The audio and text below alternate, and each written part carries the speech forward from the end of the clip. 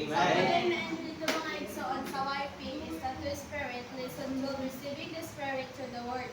Atong nakita ang atong balang espiritu mga igsoon, mao ang tinuod nga Dios nga nag-abot ka nato sa hingpit nga paagi. Sa diha ang balang espiritu mga igsoon, moabot ingon nga ang tinuod nga Dios uban ka nato.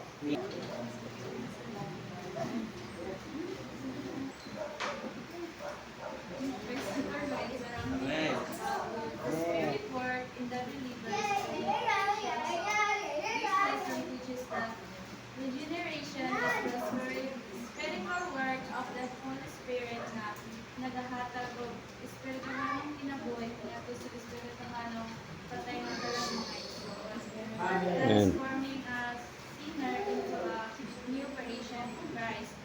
Ang espiritu nagbago sa atong mind, emotion, and will mga igsoon. Replacing a heart of stone into a heart of flesh. Na makapahimo sa usa ka tawo to believe, repent, and love God. Then John 3:3-6 says, according to the Bible, to be regenerated is to be born of the Spirit.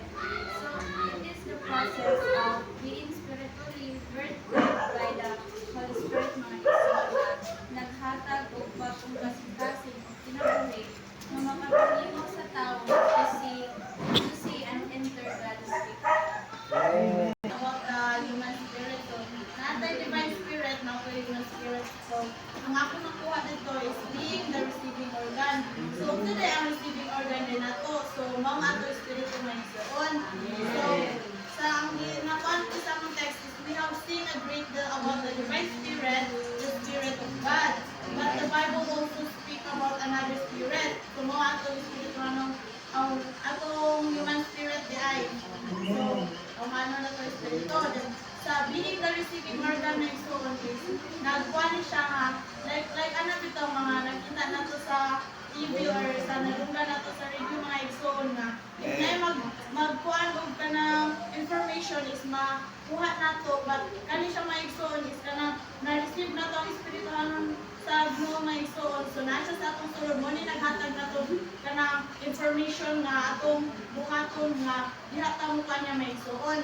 So the received in our spirit, God has done His part, and we have to take care of our spirit. So dili na may atong human spirit mga igsoon and ato po din divine spirit din po mga igsoon. This is defined to care about the outside the human spirit that been fully taken care of by God mga igsoon. So sa ikadua mga igsoon is sa Roman numeral 4 mga igsoon, the importance of the conscience. Kasi din yung conscience, so mo niya itong pag-konsensya din mga igsoon. So, kabalo naman ta mga igsoon nga, naputay konsensya as a human mga igsoon. So, like atong sa example na ito ni Brother, katong sa among kuha ng mga igsoon is, nag-explain siya dito nga, about ito yung di pa-explain nga, isa sa ato ang mga igsoon is nag-konsensya, laban na sa mga batan ng mga igsoon nga, di man dyan malikayan nga, sa mga buhat-buhat ng mga igsoon is, kanang nidjud siya nga, nadjud tayo magkuhan sa itong sulod nga, pero mga igsoon nga, kanang himo nang gibuhat, pero magkuhan, mas mo kuhan sa imong sulod nga, mura kang makonsensya mga igsoon sa imong gibuhat. So, salamat tayo nga, bisag bag-aw kanang dili pa kita kuhan sa Ginoo mga igsoon, but if the end mga igsoon sa iya agyapon ta mo padulong mga igsoon. Amen. Lesson 14. The difference between the spirit and the soul. Salvation. Ang salvation mga igsoon, muli siya kaluwasan ng igsoon. So diyan gidawat na ang inyong isip atong personal na luluwas ng igsoon. So, kaniya, isip at personal ay alam sa so, yung nadawat kita papasayo ano niya sa arong-tarong o ipasig uli ngadto kaniya sinaagi sa iyo kung tayo ito ingon niya sa Roma 5:10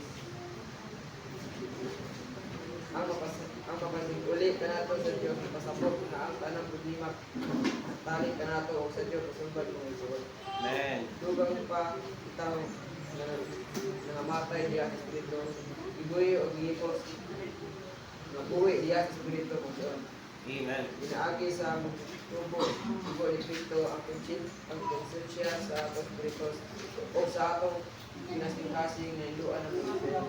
Ang tanang kaugaw, buwa sa abad na tunay mas dito sa may tabo ng Espiritu. Ang ginawa ng Espiritu ni Diyos sa atong Espiritu isip atong kinabuhi. Aron buyuan ang atong matay ng Espiritu. Sa dihang isulod siya kanato. Kadawat itaw laing kinabuhi. Ang kinabuhi ng Diyos kita mo sa pag-isap. Sa John 3:6, si Kristo ibok ang naglaki. Naghatag ang kinabuhi ng Espiritu ng Diyos. Ana ang dili sa atong talang Espiritu. Isip ang bagong tao ng Diyos. Amen. Kagaran kita sa matuskanan, dili tayo tayo. May tugon sa gamay ng kaluwasan. Amen, mga Exon.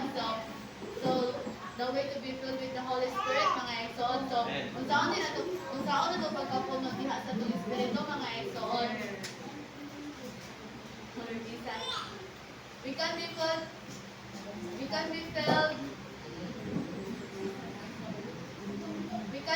by calling on the name of the Lord, mga Exon, because this is the easiest and the fastest way to be filled our spirit, mga Exon. So, every mga Exon, sa 1 Corinthians 1:3 says, no one can say Lord Jesus except in the Holy Spirit, mga Exon. So, every mga Exon, when we call on the name of the Lord Jesus, mga Exon, we are in the Spirit, mga Exon. The more you call, the more you are in the Spirit, mga Exon. Call on His name is like breathing, mga Exon. Wala jud kanang nagkuan ba, wala nagkulang ang mga pag-adto dito mga Exon. Amen. Isang patuod nga nagkalisod-lisod ang mga nanguna apan nakita nila kung saan yun ang pagka-importante sa mga batanon, mga Exon. Isa pa mga tatay dito, bisa pag unsa ka hago sa paghakot sa tubig pa lang dahil mga Exon, kay sugod sa kasada padulong sa kinatasan nya maghakot sila 20 ka galon, abot pag 20 ka galon. Pero ang mga tatay mga Exon, wala sila nagyaw-yaw, no? Malipayon sila nga nagbuhat sa ilang kasing-kasing mga Exon. Kaya nakita nila nga unsa ang pagka-importante sa batanon diha sa iglesia, mga Exon. Sa session na mo mga Exon, nag-discuss siya dito nga the vision and importance of the next generation in the Lord's recovery, mga Exon. Makita ta nato mga Exon nga doon natay pananawon unsa ang importante sa mga batanon diha sa iglesia, mga Exon. So makita unta nato mga Exon nga sa matang usa nato doon natay kanang vision, no? Ug unsa jud ka importante ang mga batanon diha sa iglesia, mga Exon. Si Brother Hector nagbinsaya ani mura siya kay lakon. Ano man kay nakita niya nga kung ang mga batanon mawala sa iglesia, unsa may mahitabo sa iglesia, mga Exon. So makita nato mga Exon ba nga karon nga panahon, mga Exon, kinahanglan atong bansayan ang atong kaugalingon nga doon natay pananawon sa mga batanon, mga Exon. Si Brother Hector mura siya mura siya na action og kanang tulog yan luha ba kay labi na sa nakita niya sa iglesia sa Liloy. Duha na ka meeting nga wala gyud wifi gipadala. Mura siya nakuan ba? Mura siya action siya nga nabuol. Kay sa December walay wifi sa Liloy na padala. Karon po sa SSOT walay wifi nga napadala. Ano man ni mga Exon? Tungod kay kulang ang pagpangatiman sa mga batanon, mga Exon.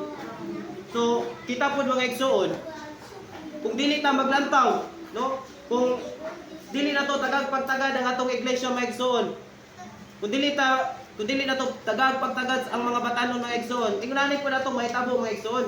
Once ang iglesia nga mawad ang mga batanon o mawad ang mga kabataan, ang iglesia mga igsoon ginatawag na siya og kanang turdoy, no? Makaluluoy na siya ang iglesia.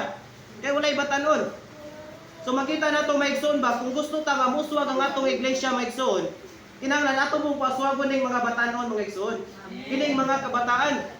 No, kay mao ni siya paagi nga aron matuman ang buhat sa Ginoo mga igsoon.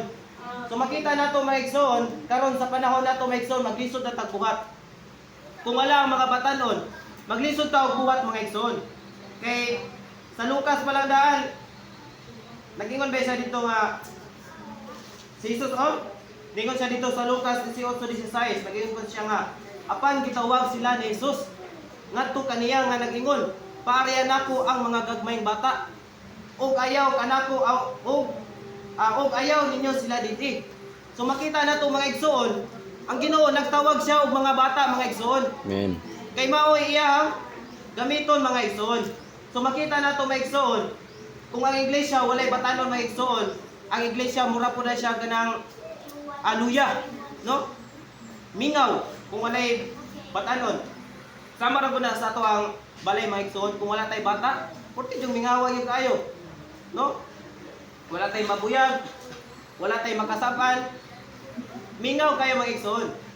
Pero kung ang iglesia dunay mga kabataan, bibo ang iglesia mga igsoon.